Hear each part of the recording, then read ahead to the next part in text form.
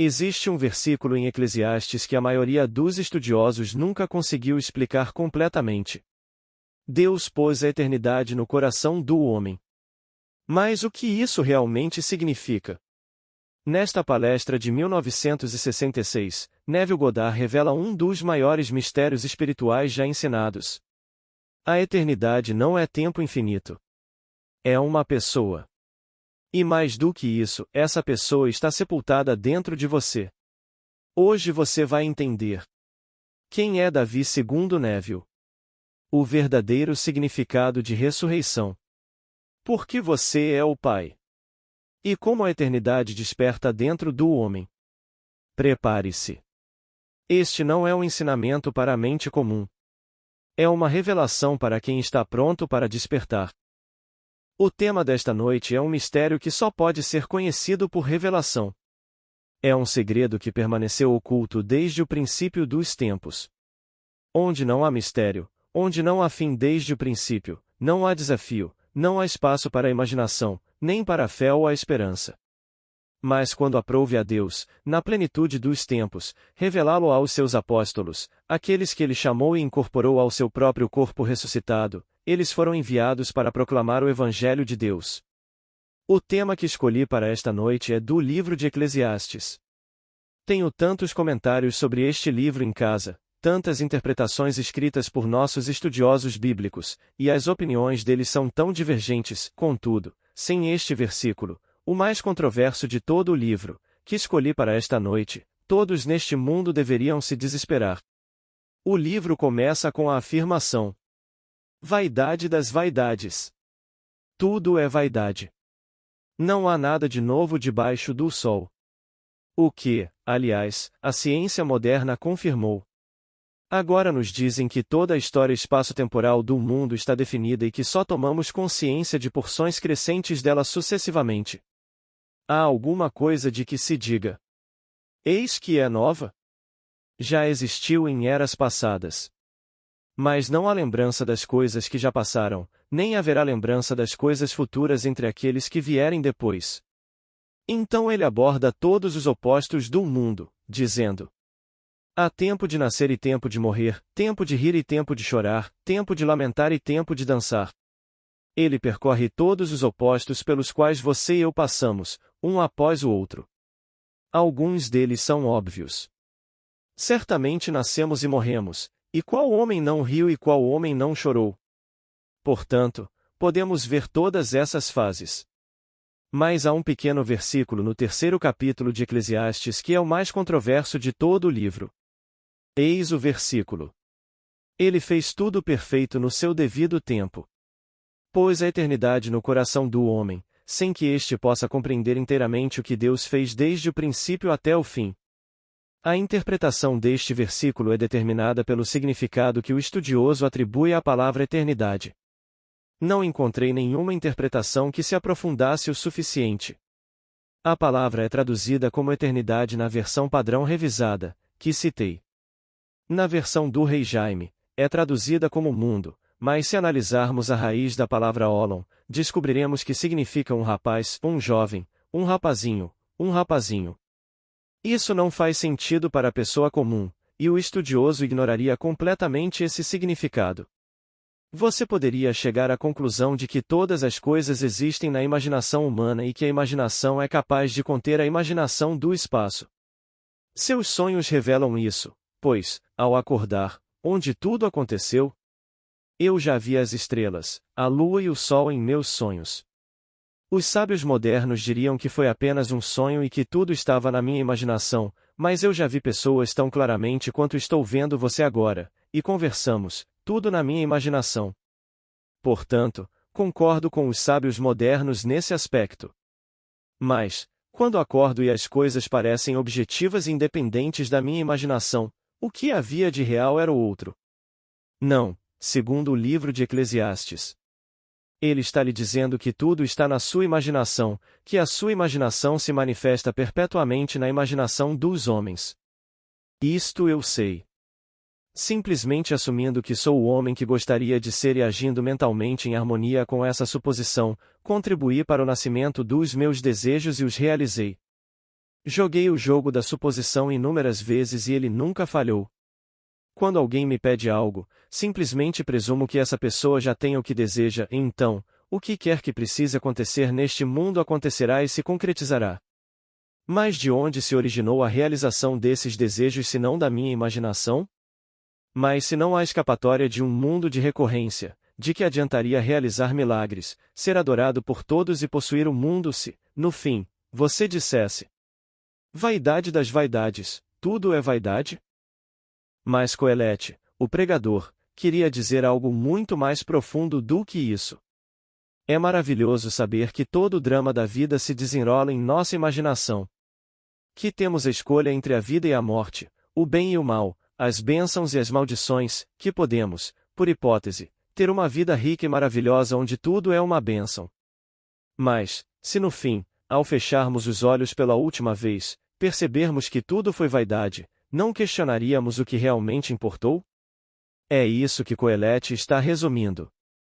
Ele nos diz que existe algo maior e que devemos esperar pela plenitude dos tempos. Quando? Ninguém sabe, nem mesmo o Filho, somente o Pai. Mas na plenitude dos tempos, aquilo que foi colocado na mente do homem será revelado. Agora, deixe-me repetir. Ele pôs a eternidade na mente do homem, de modo que este não consegue compreender o que Deus fez do princípio ao fim. O que Deus colocou na mente do homem é um jovem, um eterno jovem que é o seu Filho unigênito. Agora, deixe-me explicar isso para vocês, pois falo por experiência própria. Não estou teorizando nem especulando. Estou lhes contando o que sei por experiência. E a verdade que se conhece por experiência, conhece-se mais profundamente do que qualquer outra coisa neste mundo, ou do que se pode conhecer essa mesma verdade de qualquer outra forma. Compartilho com vocês, nesta noite, a verdade que conheço por experiência própria. Um dia vocês a experimentarão, mas esta noite a ouvirão através da revelação secundária do ouvido, pois lhes contarei o que experimentei a respeito deste maravilhoso versículo 11 do 3º capítulo de Eclesiastes. Eis a história. Deus colocou seu Filho unigênito em sua mente, pois o propósito de Deus é dar a si mesmo a você. Você jamais saberá na eternidade que Deus cumpriu seu propósito, a menos que o Filho de Deus o veja e o chame de Pai. E quando o Filho unigênito de Deus o chamar de Pai, não haverá incerteza. A revelação é tão completa que, quando ele aparecer, não haverá dúvidas em sua mente quanto ao relacionamento. Agora, permitam-me voltar e desvendar este grande mistério. Eu digo que o Filho de Deus é Davi. A palavra Olom aparece pela primeira vez no livro de Samuel. O rei fez uma promessa de que o pai de qualquer pessoa que destruísse o inimigo de Israel seria libertado. Não o homem, mas seu pai. Quando Davi retornou da matança dos filisteus com a cabeça do gigante em sua mão, o rei, lembrando-se de sua promessa, tentou descobrir quem era o pai. O rei se voltou para seu comandante e disse: de quem é filho este jovem? Como ele não sabia, o rei disse: pergunte de quem é filho o rapaz. Ninguém sabia, então o rei se voltou para Davi e disse: de quem você é filho, jovem? Então Davi respondeu: sou filho de Jessé, o belemita. A palavra Jessé está ligada ao verbo ser. Em outras palavras, Davi está dizendo: eu sou o filho daquele cujo nome é Eu Sou. Eu sou o filho do Senhor, como dito no Salmo 2. Proclamarei o decreto do Senhor. Ele me disse: tu és meu filho, eu hoje te gerei. A filiação divina de Davi é única e totalmente sobrenatural. Ele está olhando nos olhos de seu pai, e seu pai é Deus. Nos é dito que Jesus é o Filho, mas eu lhes digo que Jesus é Deus Pai. Quando lhe perguntaram: que pensais vós do Cristo? De quem ele é filho? Responderam: do filho de Davi. Então, disse ele: porque Davi, inspirado pelo Espírito, me chamou de Senhor. Que significa meu pai. Se Davi o chama de Senhor, como pode ele ser filho de Davi? Porque o Filho de Deus foi colocado na mente do homem. Agora, Vamos às Escrituras para encontrar o local onde Davi foi sepultado e onde o Senhor foi sepultado. No segundo capítulo de 1 Reis, lemos: Davi descansou com seus pais e foi sepultado na cidade de Davi. O terceiro capítulo de Neemias nos indica o local, dizendo: Ele foi sepultado depois da escada que descia da cidade de Davi até a porta da fonte, o reservatório abaixo do lugar do Buda vivente. Portanto, Davi foi sepultado depois da escada, no topo, na cidade de Davi. Agora nos é dito que, quando Jesus foi crucificado, sendo essa a preparação dos judeus para a Páscoa, eles o retiraram da cruz e o colocaram em um túmulo vazio, ainda não ocupado por homem algum. Onde? Na cidade de Davi. As Escrituras nos dizem que existem muitos sepulcros na cidade de Davi, mas que ele está sepultado no topo do poço que leva à grande fonte de águas vivas. Ainda hoje, homens escavam todo o norte da África tentando encontrar esse local, mas jamais o encontrarão na eternidade, pois o túmulo de Davi está na concha que você veste. Dormindo com seus pais, Davi está sepultado na cidade de Davi, no topo da escadaria que leva às águas vivas que habitam em você. Você pode não saber, mas, apesar do seu sexo, você é o pai de Davi.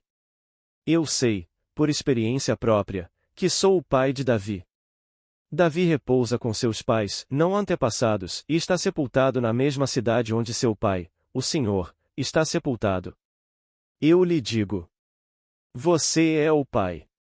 Você é aquele Senhor chamado Jesus, que está sepultado na cidade de Davi. E quando chegar a plenitude dos tempos, você ressuscitará e, ao fazê-lo, dará à luz uma nova criação, que nascerá do alto. Nascemos de novo pela ressurreição de Jesus Cristo dentre os mortos. Bem, Jesus Cristo está sepultado em você, como lhe é dito na segunda carta de Paulo aos Coríntios. Todos nós trazemos no corpo a morte de Jesus, para que possamos manifestar em nosso corpo a vida de Jesus. Você carrega a morte dele em seu corpo na esperança de que manifeste a vida dele em seu corpo, e quando ele ressuscitar em você, você será ele. Como você sabe que Jesus morreu por você? Como você sabe que, quando ele ressuscitar, você será ele? Através da revelação de seu Filho, que ressuscita em você e o chama de Pai, pois quando ele o chamar de Pai, você saberá quem você é. Davi está sepultado com seus pais, pois ninguém jamais viu a face de Deus, a não ser o Filho unigênito, que está no seio do Pai, e este o revelou. Você não pode ver a face de Deus, mas o seu Filho pode, portanto, é o Filho quem o revela como o Pai. No capítulo 13 de Marcos, lemos: E se alguém lhes disser: Eis ali o Cristo, ou eis que ele está. Não acreditem. Não acreditem. Pois ainda não se manifestou o que havemos de ser, mas sabemos que, quando ele se manifestar, seremos semelhantes a ele. Idênticos. Bem, como você saberá que é ele? Quando o seu filho o chamar de pai. Davi repousa com seus pais, pois todos nós somos Elohim. Embora a palavra Elohim seja plural, ela é traduzida tanto no singular quanto no plural. Davi me chamou de pai e um dia chamará você de pai. Ele chamará a todos de pai e então todos serão unidos no único Deus. Manifestei o teu nome àqueles que me deste.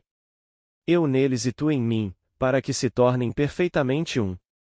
Contei-vos o que me foi revelado. Pode não fazer sentido, mas não se pode esperar que este maior de todos os mistérios faça sentido, pois ocorre numa região tão remota do lugar onde habita o intelecto que não se pode explicá-lo ao intelecto. Nenhum erudito o compreende. A ordem mais baixa encontrada nas Escrituras é a oitava, a ordem das mentes brilhantes do mundo. Disse que a sabedoria deste mundo é loucura aos olhos de Deus. Que é preciso a loucura e a fraqueza de Deus para confundir os sábios. Os sábios podem analisá-la, mas as Escrituras não podem ser compreendidas até que sejam reveladas. Eu não teria a menor noção do significado desse versículo se ele não tivesse me sido revelado e eu o tivesse vivenciado. Se você lesse os 12 capítulos de Eclesiastes e se limitasse à leitura da vaidade, você faria qualquer coisa para desfrutar da pouca felicidade possível, pois no fim tudo teria desaparecido se não fosse por aquele pequeno versículo.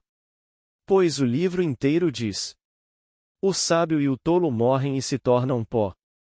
Tudo é pó, vaidade de vaidades.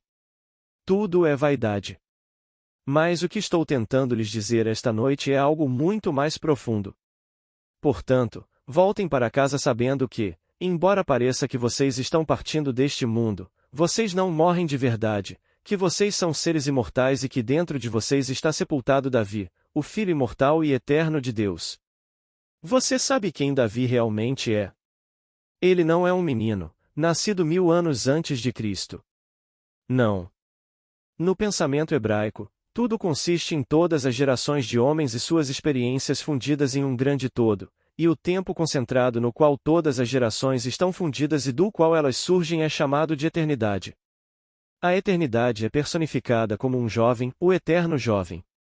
Quando o homem tiver passado por todas as gerações de homens, sem evitar nenhuma experiência, e puder dizer: perdoa-lhes, porque não sabem o que fazem enquanto atravessam os estados, então a soma total, a quietude de toda a experiência de ser homem, desperta do sono e chama você de pai.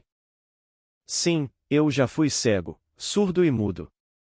Já fui tudo o que um homem pode imaginar. Já fui aprisionado, humilhado, tudo o que existe no mundo.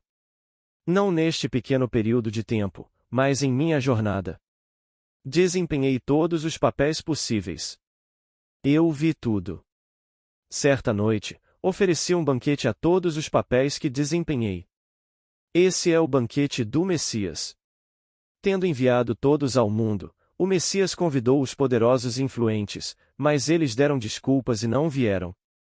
Então, ele disse ao seu servo que fosse às estradas e caminhos e trouxesse a todos. E trouxeram os coxos e os cegos, os aleijados e os paralíticos. Naquela noite, fui elevado às alturas e me encontrei na forma humana divina. Eu era uma luz radiante e brilhante. Eu não queimava, era apenas um brilho que iluminava tudo o que eu havia sido. Eu não precisava das estrelas, eu não precisava da lua, eu era a luz. E até onde a vista alcançava, estendia-se um mar infinito de imperfeição humana, todos os papéis que interpretei. Eu sabia que eles me aguardavam, mas, ao passar por eles, não movia um dedo para torná-los melhores do que pareciam. Porém, à medida que eu avançava, olhos ausentes eram substituídos nas órbitas vazias, braços e membros perdidos tornavam-se perfeitos. Nenhum deles tinha uma única imperfeição no fim. E, ao chegar ao fim, o grande coral cantou. Neville ressuscitou, Neville ressuscitou. E, ao chegar ao fim, todos exclamaram: está consumado. E eu voltei a vestir esta pequena roupa que uso. Naquela noite, fui chamado pelo meu nome, como está escrito nas Escrituras. Chamarei todo o exército pelo nome, e nenhum deles faltará. Você tem um nome, e será chamado pelo nome no último dia, e nenhum deles faltará. Chamaram-me pelo único nome pelo qual sou conhecido. Tenho um sobrenome, mas quando eu tinha apenas 3 semanas de vida, minha mãe ouviu a voz dizer: chame-o de Neville. 15 minutos depois, meu tio falou com ela e disse: chame-o de Neville, embora esse nome nunca tivesse sido usado antes em nossa família. E lemos no capítulo 41 de Gênesis. Se isso se repetir, em breve acontecerá. Naquela noite, eu lhes dei o que eles mais desejavam neste mundo, e a restauração após a minha queda. Eu, como Deus, caí, pois não há nada além de Deus. E levei essa perfeição inocente para o mundo da experiência e desempenhei todos os papéis. Então, fui erguido e os encontrei aguardando sua redenção. E, enquanto eu passava, todos foram aperfeiçoados, pois sejam perfeitos como o Pai Celestial de vocês é perfeito. Todos foram aperfeiçoados, pois eu caí e os levei comigo, depois fui erguido e os redimi. Esse foi o banquete do Messias. Todos caíram da mesma maneira. Talvez você não saiba, mas quando vir alguém cego, lembre-se do que está escrito no capítulo 9 de João. A pergunta foi feita: diga-me, mestre, quem pecou, e este homem ou seus pais, para que ele nascesse cego? E a resposta foi: nem este homem, nem seus pais, mas para que se manifestem as obras do Senhor. Foi o Senhor quem caiu e é o Senhor quem se levantará. Esse Senhor está em você e o seu nome, nas Escrituras, é Jesus Cristo. Esse é Jeová. Mas o homem não entende isso, pois está completamente confuso com todo o absurdo que acontece no mundo. Há alguns dias, li que o atual Papa declarou que não pode permitir que as coisas saiam do controle. Ele disse: os pontífices romanos, referindo-se a todos os pontífices desde o início de seus respectivos reinados, são os guardiões e intérpretes da revelação divina. Vários anos antes, este mesmo Papa declarou no domingo da Paixão que os judeus crucificaram Jesus porque não sabiam quem ele era. E ele é o guardião da revelação de Deus. Ora, ele não tem o menor conhecimento a respeito de Cristo. Digo isso como alguém que teve uma experiência com Cristo. Falo da mesma forma que Paulo falou ao Sinédrio. Eles pensavam que eram os intérpretes, os grandes protetores da revelação divina, e não sabiam do que estavam falando. Nenhum judeu ou grupo de judeus matou Deus. Ouçam as palavras do capítulo 10 do Evangelho de João. Ninguém tira a minha vida, eu a dou por mim mesmo. Tenho poder para dá-la e poder para retomá-la. Como contestar essa afirmação tão ousada quando cada palavra das Escrituras é verdadeira? Ninguém tira a sua vida, você a entrega por si mesmo. Por um ato de autolimitação, você alcança seu propósito de expansão. Você não poderia se expandir além do que era, se por sua própria decisão não tivesse se limitado e, ao cair, levado consigo o homem despedaçado em múltiplas partes, e você desempenhará todos os papéis sob o sol. O ladrão, a vítima, o assassinado e o assassino, mas tudo sob o sol, para que no fim possa dizer: não importa quem você seja, você está perdoado, pois neste momento você não sabe quem você é ou o que faz. Então você será elevado às alturas por um poder interior e preparará o banquete do Messias para todas as partes que caíram com você, e quando você passar, todos serão aperfeiçoados. Por quê? Porque você é perfeito. Ao passar, todos são moldados na bela forma que conheciam no estado de inocência, antes de você cair, levando-os consigo para o estado de experiência. Você caiu no estado de experiência e retornou ao estado de imaginação. Essa é a coroa. Deus colocou a eternidade na mente do homem para que o homem não pudesse descobrir o que Deus fez do princípio ao fim. Eu revelei isso a vocês, esta noite, por meio da revelação menor da audição. Como Jó, vocês ouviram com o ouvido. Jó não conseguia entender como Deus podia ser um Deus de amor quando todas as coisas terríveis lhe aconteceram, mas no fim Jó percebeu que ele era quem havia causado tudo aquilo. E, quando vocês tiverem desempenhado todos os papéis, como Jó, vocês despertarão e dirão: agora meus olhos te veem. As igrejas hoje falam de Jesus como alguém que sofre pelos seus pecados. Não acredite nisso nem por um instante. Cada um carrega dentro de si a sua própria prova. Se você errar o alvo, não receberá o prêmio. Se acertar o alvo, receberá o prêmio. Não há sofrimento pelos pecados. O sofrimento é simplesmente uma ação disciplinar, que nada mais é do que o amor de Deus em você. Não existe um Deus externo. Em Provérbios, lemos: como um pai corrige o seu filho, assim o Senhor disciplina aquele a quem ama. Amando o papel que você desempenha, ele o corrige e disciplina à medida que avança de um estado para outro. Portanto, Eclesiastes está certo. Eu nasci e morri, conheci a pobreza e conheci a riqueza, conheci a desgraça e conheci a graça. Houve um tempo em minha vida em que eu teria concordado com Coelete e dito: vaidade de vaidades, tudo é vaidade. Mas chegou a minha última rodada e estou prestes a deixar este mundo de pecado e morte, e não demorará muito, eu lhes asseguro, pois tudo me foi revelado. Somente no final, quando você estiver prestes a deixar o Egito, o mundo dos estados, é que isso realmente será revelado.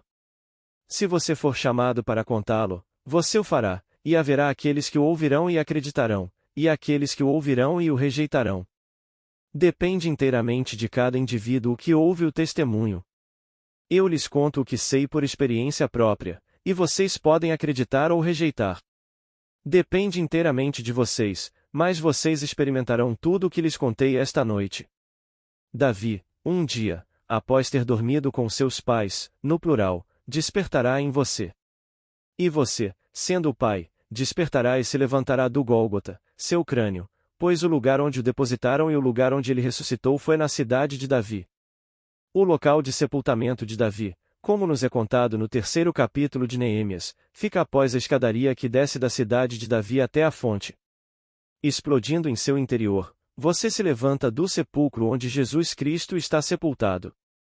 5 meses depois, Davi explode em você e você clama: Encontrei Davi, ele me invocou. Tu és meu Pai, meu Deus e a rocha da minha salvação. Essa relação é tão conhecida que é profética. 4 meses depois, você vê o poço e o portão da fonte de água viva, onde você se deitou na cidade de Davi. Unindo-se a ele, você ascende à eternidade e sua jornada termina. Então, você permanece por um instante para contá-la. 2 meses atrás, nenhuma seguradora me daria uma semana de vida, mas eu preciso permanecer para contá-la. O drama acabou para mim, mas precisa ser contado. Ainda há ouvidos para ouvi-lo, então voltei e estou tão forte hoje quanto estava há 25 anos. Sou o mesmo jovem de 25 anos atrás, apesar dos meus 61 anos. Consigo fazer coisas, fisicamente, que não fazia há muito tempo, mas posso partir esta noite. Não faz diferença agora. Voltei para dizer àqueles que precisavam ouvir, quer aceitassem ou rejeitassem, como nos foi dito no último capítulo de Atos. Ele lhes explicava tudo, da manhã à noite, tentando convencê-los do reino de Deus e falando-lhes a respeito de Jesus Cristo, usando como argumento a lei de Moisés, os profetas e os salmos. Alguns se convenceram com o que ele disse, enquanto outros não creram. Esta é a história de todos aqueles a quem o Deus ressuscitado aparece. Todos os pais estão voltando agora, e tu és o pai. Nós somos os pais com quem Davi repousa. Tu és o pai dele, sabes disso apenas pelo que te contei, mas chegará o dia em que o saberás por experiência própria. E se tu és o pai de Davi e eu sei que sou o pai dele, não somos um? Não podemos dizer as palavras do capítulo 17 de João. Eu neles e tu em mim, para que sejam perfeitos em unidade. O Antigo Testamento termina com esta nota: o filho honra o pai. Se eu sou pai, onde está a minha honra? Em outras palavras, onde está o meu filho? Assim, o Antigo Testamento termina com uma esperança, pois o filho ainda não apareceu para honrar o pai, mas, com o início do Novo Testamento, o filho aparece. Esta noite eu lhe revelei quem você realmente é, e embora tudo isso seja vaidade, você pode ser o que quiser, genericamente. Você pode ser um pecador ou um santo, pois está atravessando um mundo fabuloso de opostos, como disse Blake. Não considero o justo ou o ímpio como estando em um estado supremo, mas sim como cada um deles em estados de sono nos quais a alma pode cair em seu sonho mortal do bem e do mal, quando deixou o paraíso seguindo a serpente. Então, até o fim, estamos adormecidos, sonhando sonhos estranhos. Sonhamos que estamos na prisão e sonhamos que somos livres. Sonhamos que temos dinheiro e sonhamos que somos pobres, e qualquer que seja a nossa identificação, externalizamos. Portanto, não posso negar a declaração do pregador, mas esse versículo dá esperança, pois sem ele, o que importaria esta noite se não houvesse esperança? Nada. A mente intelectual não consegue compreender o que Deus colocou na mente do homem, mas eu lhes disse o que é: vocês nunca saberão que são Jesus até que seu filho irrompa dentro de vocês e os chame de Pai. Então, por implicação, vocês saberão quem são. Ainda é o mesmo nome. O eu que é elevado e o eu que é chamado de Pai não difere do eu que vocês eram antes, apenas agora vocês incluem um eu muito maior que não é outro senão Deus Pai. Pergunta: quando morrermos aqui, para onde iremos? Resposta: isso parece o cúmulo da vaidade, considerando o que sabemos sobre o nosso corpo biologicamente humano e o que os cientistas nos dizem sobre ele, mas você se sonhou e veio a existir, e o sonhador não pode ser destruído pelo seu sonho. Você pode ter o pior pesadelo do mundo, pode sonhar com a morte, mas não pode ser destruído pelo seu sonho. Assim como você sonhou e veio a existir, você sonhará e virá a existir. Minha mãe tinha apenas 61 anos quando partiu, mas aparentava 90, pois havia sofrido muito durante 2 anos e sua bela forma definhou diante de nossos olhos. Eu a vi aos 20 anos, radiante de beleza. Eu mantive a minha idade, mas ela parecia muito, muito mais jovem, embora a relação mãe-filho ainda estivesse presente. Meu pai morreu aos 85 anos. Eu o vi várias vezes desde então e ele nunca passou dos 50. Veja bem, estamos sonhando. Você se encontrará não apenas em um mundo tão real quanto este, mas esse mundo pode não estar no ano de 1966, como é o presente, mas sim no ano 3002, e será tão natural e normal para você quanto este ano de 1966. Sem perda de identidade, você se encontrará em um ambiente perfeitamente adequado para o trabalho que ainda precisa ser feito em você. Boa noite. Agora, vamos entrar no silêncio.